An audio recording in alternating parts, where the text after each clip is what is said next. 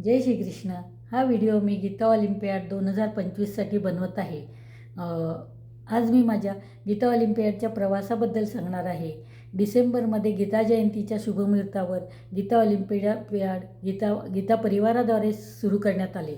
त्यात मी जॉईन झाले।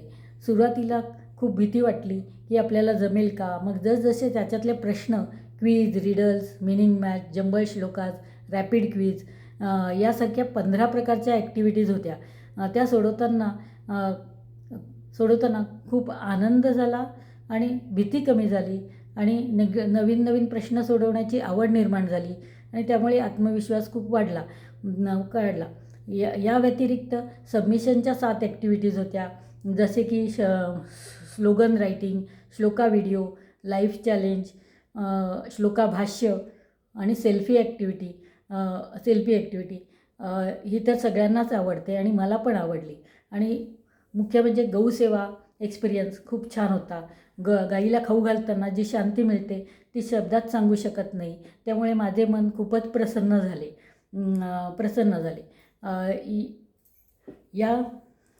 या स्पर्धेमध्ये फक्त गीता शिकणेच नाही तर शिकायला तर मिळतं।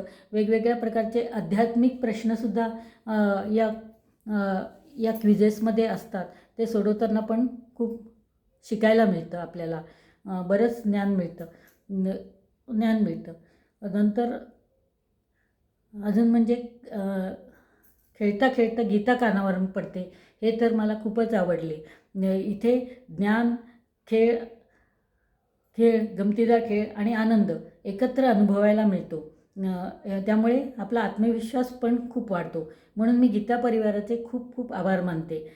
तुम्हीसुद्धा यात सहभागी व्हा, कारण ही स्पर्धा सर्वांसाठी आहे, लहानांसाठी आणि मोठ्यांसाठी आहे। मुख्य म्हणजे निःशुल्क आहे आणि भरपूर बक्षिसं आहेत।